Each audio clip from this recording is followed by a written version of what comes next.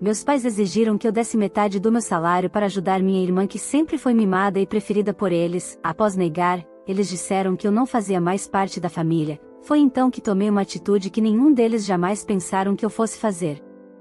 Olá, seja bem-vindo ao canal Histórias Surpreendentes. Curta e se inscreva nesse canal, aproveite e ative as notificações. Eu nunca fui o tipo de pessoa que esperava reconhecimento por fazer a coisa certa. Sempre acreditei que cada um deveria trilhar seu próprio caminho e enfrentar seus desafios. Mas, naquele dia, quando meus pais me chamaram para uma conversa importante na sala, eu soube que algo estava prestes a mudar. Minha mãe ajeitou a postura no sofá, os dedos cruzados sobre o colo. Meu pai, sério, encarava um ponto fixo na mesa de centro. E minha irmã, Luísa, estava no celular, como sempre, sem dar a mínima para atenção no ar. Filha, você já está trabalhando há um tempo e ganhando bem, não é? Minha mãe começou, a voz mansa, quase doce demais para a situação. Sim, mãe. Mas por que a pergunta? É o seguinte, meu pai interveio. Sua irmã está precisando de um apoio financeiro. Você ganha R$ 5.500 por mês e achamos justo que metade do seu salário vá para ajudar a família. A frase me atingiu como um soco no estômago. Metade do meu salário? Eu havia ralado para chegar onde estava. Trabalhei em empregos horríveis para pagar a faculdade, engoli sapos, fiz horas extras. Agora que finalmente tinha uma vida minimamente confortável, queriam que eu entregasse metade do que ganhava para sustentar Luísa? Como assim? O que aconteceu com o dinheiro de vocês? Perguntei, tentando entender o absurdo daquilo. Minha mãe suspirou e lançou um olhar para Luísa, que, naquele momento, bufou impaciente. Sua irmã tem sonhos, filha. Quer estudar moda, mas precisa de dinheiro para os cursos. Você sabe que sempre fizemos de tudo para te ajudar, e agora é sua vez de ajudar a família. Ajuda? Eu tive que conseguir bolsa para estudar. Meu material de faculdade, transporte e até minha comida muitas vezes foram bancados por bicos que fiz enquanto estudava. Enquanto isso, Luísa sempre teve o melhor. Meus pais pagaram cursos, viagens e roupas caras para ela, mesmo sem necessidade. Então, vocês querem que eu trabalhe para sustentar os caprichos da Luísa? Minha voz soou incrédula. Não fale assim da sua irmã. Minha mãe se exaltou. Você tem obrigação de ajudar. Eu ri, sem humor. Obrigações? Onde estava essa obrigação quando eu passava fome na faculdade porque não tinham dinheiro para me ajudar? Agora que ganho bem, lembram que sou parte da família? Meu pai bateu a mão no braço do sofá, impaciente. Chega, você vai ajudar e ponto final. Não vou, pai. Eu ralei para ganhar meu dinheiro e vou usá-lo para construir minha vida. O silêncio tomou conta da sala. Luísa ergueu os olhos do celular, finalmente prestando atenção. Nossa, que egoísmo! Sempre soube que você tinha inveja de mim, que ela disse, revirando os olhos. Meus pais assentiram, como se ela tivesse dito a coisa mais óbvia do mundo. Então é isso? Se eu não der metade do meu salário para vocês, eu sou a vilã? Se não ajudar sua irmã, está deixando claro que não se importa com a família, minha mãe declarou friamente. Então, se eu me recusar, não sou mais parte da família. Meu pai se levantou. Você está fazendo essa escolha. Eu ri de novo. Era tão absurdo, tão ridículo, que só podia ser piada. Tudo bem, respirei fundo, sentindo uma dor inesperada crescer no peito. Se é assim que vocês enxergam, então eu aceito minha nova realidade. Meus pais não disseram mais nada. Luísa voltou para o celular, como se aquilo não passasse de um inconveniente momentâneo. O silêncio deles me doeu mais do que qualquer briga poderia ter doído. Levantei-me, fui até meu quarto, peguei uma mala e comecei a colocar minhas coisas dentro. Eu sabia que aquele momento mudaria tudo, mas algo dentro de mim também dizia que, pela primeira vez, eu estava me escolhendo. Eu saí de casa naquela noite, sem olhar para trás. Enquanto fechava o portão, sentia meu coração martelar contra o peito, uma mistura de raiva, incredulidade e uma dor que eu não queria admitir. Eu sabia que minha relação com meus pais e com Luísa nunca fora equilibrada, mas ouvir da boca deles que eu não era mais parte da família simplesmente porque me recusei a bancar minha irmã foi um golpe difícil de engolir. Fui para o apartamento minúsculo que eu havia alugado há pouco tempo. Meu refúgio. Ainda tinha caixas espalhadas pelos cantos, coisas que eu ainda nem tinha organizado. Sentei no sofá e respirei fundo. Eu estava sozinha, peguei o celular e, impulsivamente, abri o grupo da família no WhatsApp. Meu nome ainda estava lá, mas ninguém havia mandado uma mensagem desde a discussão. Abri a conversa da minha mãe e digitei uma mensagem, mas apaguei antes de enviar. O que eu ia dizer? Que estava decepcionada. Que doía. Eles sabiam disso e não se importavam. No dia seguinte, acordei cedo e fui trabalhar. No escritório, tentei manter a concentração, mas minha mente voltava para a noite anterior. Meus colegas notaram meu silêncio, mas não fizeram perguntas. Trabalhei dobrado, tentando ocupar minha mente. No intervalo do almoço, meu celular vibrou. Era uma mensagem da minha mãe. Mãe, ainda está em tempo de voltar e fazer o certo. Minha mandíbula travou. O certo? O certo para quem? Para eles. O certo foi eu ter trabalhado duro para conseguir minha independência. Não vou abrir mão disso para sustentar a Luísa. Demorou alguns minutos, mas ela respondeu. Mãe, você sempre foi ingrata. Nunca quis ajudar sua irmã. Você nos decepcionou. Decepcionei. De novo, era como se minha existência só tivesse valor se eu fosse útil para eles. Respirei fundo e não respondi. Os dias passaram e, conforme o silêncio da minha família se estendia, eu tentava seguir minha vida. Mas então, algo inesperado aconteceu. Uma tarde, voltando do trabalho, ouvi meu nome ser chamado na portaria do prédio. Olhei para o lado e vi Luísa. Ela estava ali, de braços cruzados, óculos de sol na cabeça e uma expressão de tédio misturada com impaciência. O que você está fazendo aqui? Perguntei, surpresa. Precisamos conversar, e ela respondeu, como se eu devesse simplesmente aceitar aquilo sem questionar. Revirei os olhos. Parte de mim queria mandá-la embora, mas a outra parte queria entender o que diabos ela queria agora. Subimos até meu apartamento, e assim que fechei a porta, ela jogou a bolsa no sofá e suspirou, como se estivesse exausta. Eu não sei qual é a sua, mas você está complicando as coisas para todo mundo, disse ela, direta. Como assim? Cruzei os braços, já esperando um absurdo. Meus pais estão irritados, brigando o tempo todo. Você foi egoísta e agora eu que tenho que lidar com isso. Eu ri sem humor, entendi. Então a culpa é minha porque decidi não entregar metade do meu salário para você? Ela revirou os olhos. Não é questão de entregar.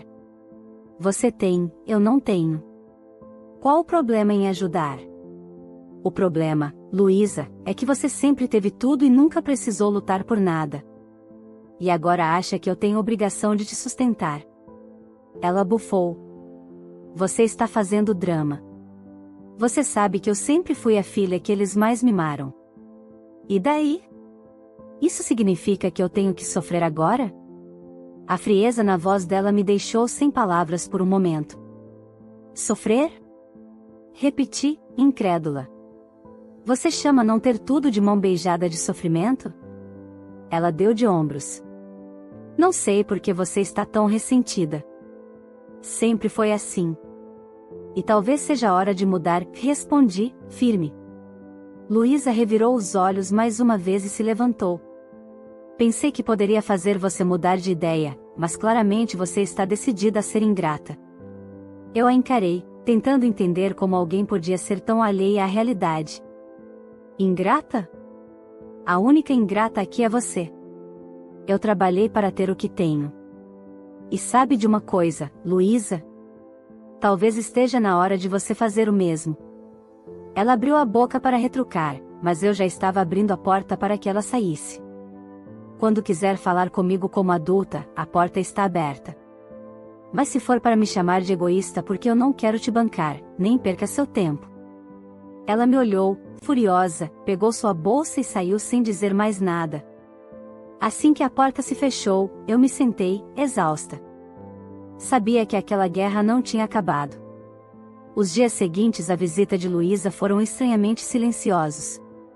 Nenhuma mensagem da minha mãe, nenhum telefonema do meu pai.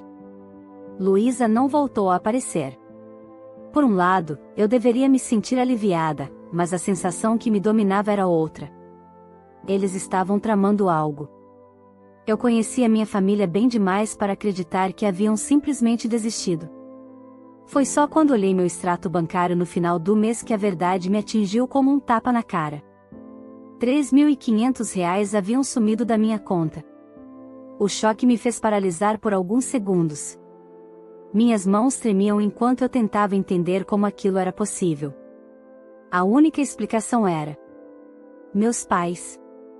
Peguei o telefone e liguei imediatamente para o banco. Depois de algumas verificações, a atendente confirmou: a transferência havia sido feita por alguém com acesso à minha conta conjunta. A conta que eu esqueci de fechar. Aquela maldita conta conjunta que minha mãe abriu quando eu era mais nova para facilitar minha vida financeira. Eu havia esquecido dela quando comecei a receber meu salário na conta nova. Mas o dinheiro do aluguel e das despesas daquele mês ainda estava lá. Meu Deus, murmurei, sentindo um misto de raiva e incredulidade. Liguei para minha mãe sem pensar duas vezes. Oi, filha, que ela atendeu com uma calma absurda. Mãe, vocês roubaram meu dinheiro. Roubar. Ela repetiu, fingindo indignação. Não fale assim. Esse dinheiro era para sua irmã.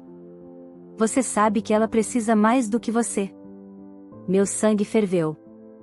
Isso é ilegal, mãe. Você não pode simplesmente pegar meu dinheiro sem minha autorização. Ela suspirou como se eu fosse uma criança birrenta. Você pode chamar do que quiser. Eu chamo de ajuda familiar. Você nos forçou a isso quando decidiu ser egoísta. Fechei os olhos, respirando fundo para não gritar. Eu quero meu dinheiro de volta. Agora. Você acha que tem direito de exigir alguma coisa depois do que fez? A voz dela ficou mais dura. Se tivesse aceitado ajudar desde o começo, nada disso teria acontecido. Meus dedos apertaram o celular com força. Isso não vai ficar assim. Faça o que quiser, ela respondeu, fria. Mas pare de agir como se fosse a vítima. Desliguei o telefone e senti uma onda de frustração tomar conta de mim. Eu queria gritar, chorar, jogar alguma coisa na parede. Como eles podiam fazer isso comigo? Mas eu não ia aceitar aquilo calada. No dia seguinte, fui direto ao banco e encerrei a conta conjunta. Depois, abri um boletim de ocorrência. O gerente do banco disse que eu poderia tentar um processo para recuperar o dinheiro, mas sabia que isso levaria tempo. E enquanto isso, eu precisava pagar o aluguel. Sem outra opção, fiz alguns cortes, apertei minhas economias e segui em frente. Então, algumas semanas depois, recebi um áudio de uma prima distante, Vanessa. Ei, fulana. Eu não queria me meter, mas você sabe que sua mãe e sua irmã estão espalhando um monte de coisas sobre você, né? Meu coração gelou. Como assim? Estão dizendo que você ficou rica e abandonou sua família. Que não quis ajudar a Luísa e que você é uma interesseira, que acha que está acima de todo mundo só porque ganha bem. Engoli em seco. Elas estão falando isso para quem? Para todo mundo.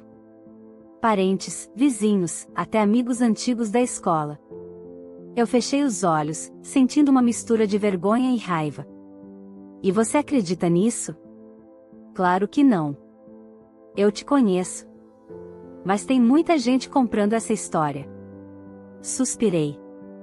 Obrigada por me avisar, Vanessa. Desliguei o telefone sentindo um peso enorme no peito. A guerra havia começado de verdade. Depois da ligação com Vanessa, passei dias remoendo tudo. Cada vez que pegava o celular, ficava tentada a entrar nas redes sociais, checar se alguém estava falando de mim. Mas eu sabia que isso só me faria mal. Ainda assim, Os olhares tortos de algumas pessoas no trabalho e até de conhecidos que encontrava na rua confirmavam o que Vanessa dissera. Minha mãe e Luísa estavam espalhando aquela história absurda. Eu queria confrontá-las, queria gritar para o mundo a verdade. Mas o que isso mudaria? Minha família já havia decidido que eu era vilã. Até que, um dia, algo inesperado aconteceu. Estava voltando do trabalho quando meu telefone tocou. Número desconhecido. Atendi desconfiada. Oi, disse uma voz feminina, hesitante. Quem é? Aqui é Camila. Não sei se você lembra de mim, mas sou amiga da Luísa, ou pelo menos era. Minha mente buscou o nome. Vagas lembranças de Camila apareceram, uma das amigas ricas da minha irmã, aquelas que sempre estavam com ela em viagens e festas. Lembro. O que foi? Eu não sabia se devia te ligar, mas achei que você precisava saber. Saber o quê? Ela suspirou. Eu não quero me meter nos problemas da sua família, mas a Luísa está se aproveitando da situação. Ela anda dizendo que você a deixou na miséria, que está passando fome, e está conseguindo dinheiro de um monte de gente. Minha boca se abriu em choque. Como assim? Ela está pedindo dinheiro para parentes, amigos, até para conhecidos que mal falam com ela. Diz que você virou as costas para a família e que ela precisa de ajuda porque está sem nada. Eu ri, mas era um riso seco, amargo. Ela está sem nada? Minha mãe pegou R$ 3.500 da minha conta. Eu imaginei que tivesse algo errado. Ela tem saído muito, indo para festas, comprando roupa nova. Só achei que você devia saber. Obrigada por me contar, Camila. Não precisa agradecer. Eu só acho que é injusto o que estão fazendo com você. Desliguei o telefone sentindo o estômago revirar. Minha irmã não só aceitava que falassem mal de mim, como estava lucrando com isso. Eu já havia aceitado que minha família me tratava como um banco ambulante. Mas isso era um novo nível de golpe baixo. Dessa vez, eu não ia deixar passar. No dia seguinte, fiz algo que nunca achei que precisaria fazer, fui até a casa dos meus pais. A tensão já começou no portão. Minha mãe abriu a porta e me olhou como se eu fosse uma desconhecida. O que você quer? Falar com vocês. Ela hesitou, mas abriu passagem. Quando entrei na sala, vi Luísa no sofá, mexendo no celular, com as unhas recém-feitas e um copo de suco natural ao lado. Passando fome, né? Olha só quem resolveu aparecer, disse ela, sarcástica. Meu pai estava na poltrona, de braços cruzados, e me olhava sem emoção. Fiquei de pé no meio da sala e fui direta. Eu sei que você anda pedindo dinheiro para todo mundo, Luísa. Sei que está se fazendo de vítima e mentindo sobre mim. Ela revirou os olhos. Ai, meu Deus, você vai dar um show agora? Vou deixar uma coisa bem clara, continuei, ignorando o deboche. Se você continuar espalhando mentiras sobre mim, eu vou contar para todo mundo que você está gastando o dinheiro que pegou de mim em festas e roupas. Você não pode provar nada, retrucou, mas havia um traço de nervosismo na sua voz. Sorri. Tenho amigos que viram você gastando. Inclusive, uma das suas ex-amigas me ligou para contar. Você tem certeza que quer testar até onde eu posso ir? O rosto dela ficou vermelho. Minha mãe se levantou. Isso já passou dos limites. Você está vindo aqui para brigar? Não, estou vindo aqui para dizer que acabou. Vocês querem acreditar que eu sou egoísta? Que eu abandonei vocês? Beleza. Mas eu não vou deixar que continuem mentindo sobre mim. Meu pai, que estava calado até então, finalmente falou: você sempre foi ingrata. Respirei fundo. Não sou ingrata. Só não sou trouxa. Olhei para Luísa uma última vez. A partir de hoje, você se vira sozinha. Boa sorte. E então, sem esperar mais nada, virei as costas e saí. Dessa vez, eu sabia que não voltaria mais. Saí da casa dos meus pais sentindo um peso enorme sair das minhas costas. Pela primeira vez, eu tinha certeza absoluta de que não devia mais nada para eles. Eu já tinha feito mais do que o suficiente, e se quisessem continuar vivendo na bolha de mentiras deles, que fosse sem mim. Mas eu sabia que aquilo não seria o fim.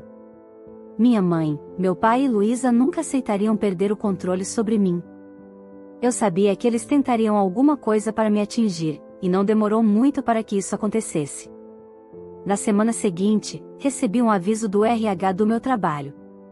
Chamaram-me para uma conversa particular, e logo de cara, percebi que havia algo errado.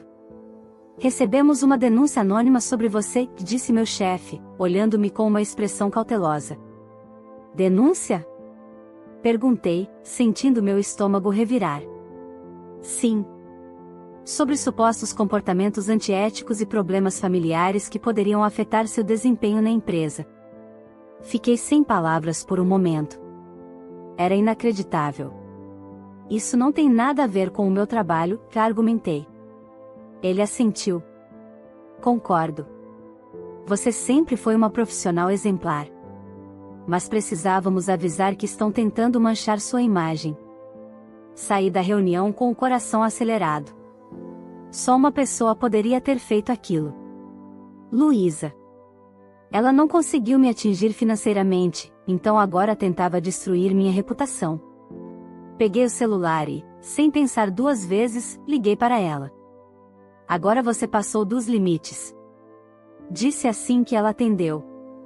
Ela riu do outro lado da linha. O que foi agora? Você denunciou meu nome para a empresa onde eu trabalho. Prova. Ela usou um tom debochado. Você acha que eu sou idiota? Você sempre foi mimada, Luísa, mas isso já virou doença. O que você ganha tentando me destruir? Ela ficou em silêncio por um momento e então suspirou. Você nunca entendeu, né? Sua voz saiu mais amarga do que eu esperava. Sempre foi a certinha, a independente. Você se tornou a filha que meus pais queriam que eu fosse. E eu sempre tive que ouvir comparações. Fiquei surpresa. Comparações? Eles sempre te deram tudo. E você sempre foi a que conseguia tudo sozinha. Eu tinha que pedir, você apenas ia lá e conseguia. Isso me irritava tanto. Por um momento, fiquei sem palavras. Então era isso? Tudo isso porque ela se sentia inferior a mim?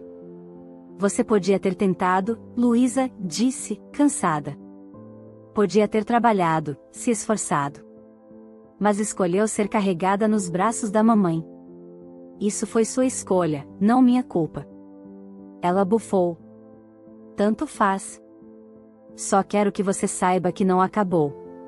Dessa vez, fui eu quem riu. Para mim, acabou sim. E não importa o que você faça, não vai me arrastar para essa bagunça. Desliguei o telefone sem esperar resposta. Dessa vez, eu sabia que ela não tinha mais poder sobre mim. Desliguei o telefone e senti um alívio imediato. Pela primeira vez, eu vi a minha irmã pelo que ela realmente era, uma mulher frustrada, acomodada e incapaz de lidar com o próprio fracasso sem tentar arrastar alguém junto. Mas eu não era mais parte dessa bagunça. Ela podia continuar com sua birra, seus joguinhos, suas manipulações. Eu estava em outro nível agora. A única coisa que me preocupava era meu emprego. Felizmente, meu chefe confiava em mim e não deu ouvidos à denúncia anônima. Mas aquela situação me fez perceber algo importante: eu precisava me blindar completamente da influência da minha família. E isso significava um passo drástico. No dia seguinte, fui ao cartório e dei entrada em um processo de emancipação familiar. Não seria uma simples briga de afastamento, mas sim um corte legal. Eu não seria mais responsável por nada que envolvesse meus pais ou minha irmã. Qualquer tentativa de usar meu nome, pedir dinheiro ou criar problemas seria tratada legalmente. A decisão gerou um verdadeiro terremoto na família. As mensagens começaram a chegar. Primeiro da minha mãe, fingindo estar magoada: filha, como você pode fazer isso? Depois de tudo que fizemos por você? Depois do meu pai, sempre frio e direto: você está nos humilhando. Pense bem no que está fazendo. Por fim, Luísa, que, como sempre, foi a mais dramática: "Você é um monstro. Tá me jogando na rua. Espero que você seja muito feliz sozinha." Li todas as mensagens sem sentir nada além de um enorme alívio. Não havia mais espaço para a culpa. Eles nunca foram minha família de verdade, apenas usaram esse laço como uma corrente para me manter presa a eles. Mas o golpe final veio um mês depois. Recebi um e-mail de um advogado que representava Luísa. Ela estava me processando. O motivo? Danos emocionais. Sim, minha própria irmã alegava que minha indiferença havia causado sérios traumas psicológicos nela e que eu deveria pagar uma indenização para compensar o sofrimento que ela vinha passando. Eu não sabia se ria ou se ficava revoltada. Mas, em vez de me desesperar, apenas encaminhei o e-mail para o meu advogado e continuei vivendo minha vida. Não demorou muito para que o processo fosse rejeitado. O juiz deixou claro que não havia fundamento algum na denúncia dela. Além disso, minha emancipação legal já estava em andamento, e em poucos meses eu estaria completamente livre de qualquer vínculo financeiro com minha família.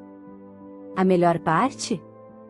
Luísa, que sempre viveu às custas dos outros, começou a se afundar. Sem o meu dinheiro, sem a influência dos meus pais, ela precisou encarar a realidade. Começaram a surgir rumores de que ela estava tentando arrumar emprego, mas sem experiência alguma, ninguém queria contratá-la. Pela primeira vez na vida, ela estava colhendo os frutos da própria preguiça. Já meus pais, sem poder me usar como fonte de renda, começaram a perceber que dependeram tempo demais de uma filha que eles nunca valorizaram. E eu? Segui em frente. Com o tempo, construí uma nova vida, sem precisar olhar para trás. Não fui cruel, não fiz nada por vingança. Apenas escolhi viver sem ser manipulada, sem carregar o peso de uma família que nunca me viu como algo além de um caixa eletrônico. Foi difícil. Sim. Mas a liberdade valeu cada segundo dessa luta. E, pela primeira vez, eu era realmente dona do meu destino. Gostou dessa história? Se você já passou por algo parecido ou conhece alguém que viveu uma situação assim, não esqueça de deixar seu like para fortalecer o canal. Inscreva-se e ative o sininho para não perder mais histórias envolventes como essa. E claro, compartilhe esse vídeo com seus amigos e familiares. Quem sabe essa mensagem não ajuda alguém a se libertar de relações tóxicas. Comente aqui embaixo o que você faria nessa situação. Vamos conversar.